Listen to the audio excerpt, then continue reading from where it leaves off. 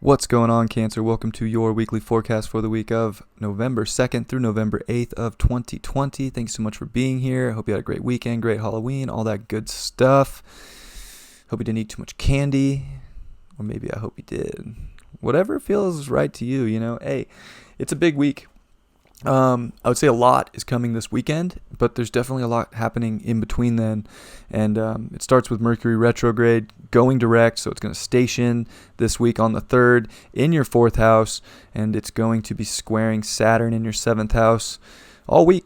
So I would say that, Mercury's really taught you a lot about creative self-actualization, shining from within yourself, and then it came back in. You've had to internalize that emotionally of how you want to communicate your emotions, how you want to express from a deep place of security within yourself. And the square to Saturn is hard because now I think you have to be responsible and you have to take action for everything that you've internally realized during this Mercury retrograde. And it's time to speak up for the relationships you want. It's time to speak up with other people if they're taking advantage of you. It's definitely time to also speak up for the security and the love within yourself, and make sure that you're able to nurture yourself.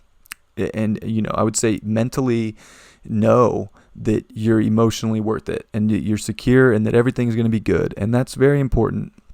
And Venus, it's going to be in your 4th house as well, so you definitely have, I would say there's some beauty to it. Like you're realizing that you have the beauty within you. You have the confidence within you to, express all these things. And it is like, I would say it feels good to find that confidence. And that's the beauty of it. Venus is going to oppose the midpoint or middle of the week of Chiron and Mars in your 10th house. So I would say that, there's this balance of to get what you want in life and to go for your desires right now and to, make things happen, whether it's for the future or for career or work. It's important that, you're making moves and making things happen that align with who you are and that feel good, and that, you're able to do kind of in a sense what you want, to feel free emotionally and to make sure that, you're not being held back, which can be kind of difficult. But Venus is going to oppose Mars by 1 degree by Sunday. So it's definitely ratcheting up that, make sure that you're going after the future that aligns with who you are on a deep emotional level. And that'll help a lot.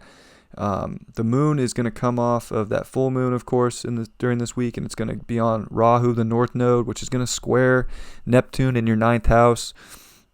I think that, there's definitely a lot about focusing on the spirituality and emotionally seeing the oneness and seeing the connectedness of everything. And it can be an illusion if, you're kind of, I guess, if you're stuck in beliefs or that reality needs to look a certain way. It's almost like you just need to let the expanse of the universe guide you and release any emotions that are not connecting you to something bigger, and almost to, not overanalyze things too much, because that south node is in your 6th house. Like, analyzing reality too much is not really where it's at. It's more of the wholeness and just the expanse of the universe, especially with Neptune.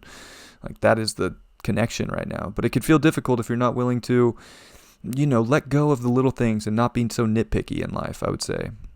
And then that moon's going to come into Cancer here. It's going to oppose all the Capricorn energy this week in your 2nd house.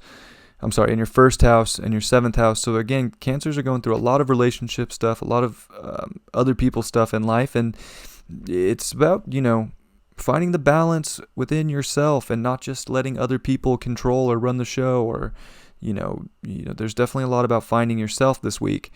And that moon's going to square Mars retrograde in your 10th house. So again, you need to emotionally want to do what's right for yourself for the future and to take action for those things. And it doesn't have to look any certain way, just what feels right to you. And then that moon's going to come into your 2nd house and make that 3rd quarter square to the sun, while the sun's trining Neptune this weekend, while it's quincunx Mars retrograde this weekend. It's a lot. And then that moon's going to be quincunx it's going to be quincunx Neptune in your 9th house. It's going to be trining Mars retrograde. And it's going to be, of course, square the sun. And it's going to be quincunx Jupiter this weekend. So there is like a crazy puppet show going on this weekend, and it has to do with your second house a lot, and it has to do with your fifth house a lot, and it is that confidence and that, expressing your ego from a very creative, unique, and individualized space, and having the confidence to love yourself and be in yourself and to have the ultimate value.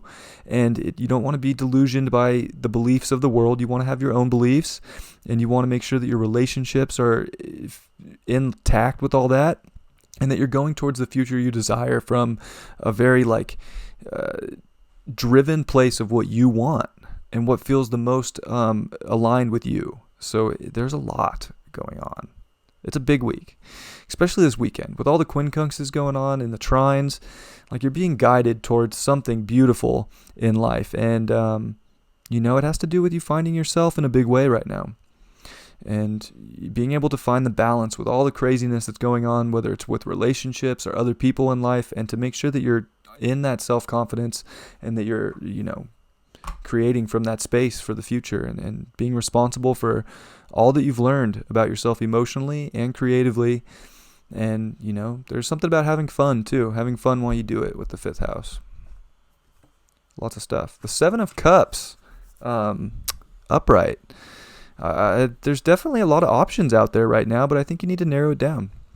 What really feels right within you, and not what the other people or not what society thinks it needs to look like, but what feels right for you. And you got to grab that cup that you desire the most and trust that it's the right one, and not just get lost and, I don't know which cup to pick, or I want them all. Like with Jupiter and Capricorn in your seventh house too, it's like, it got to focus on that one thing, and that one maybe relationship. If you're dating a lot of people, or if you're having trouble with a lot of people, what's the one connection that's the most aligned with who you are that maybe you can fall back on? Maybe that's the one gift too that's going to help you find yourself more. So I would say that there could be a lot, and you need to take in what feels the most aligned with you and what the universe is really delivering in the Holy Grail, if you will. I love you very much, Cancer. I hope you have a great week, and I'll see you next time. Peace.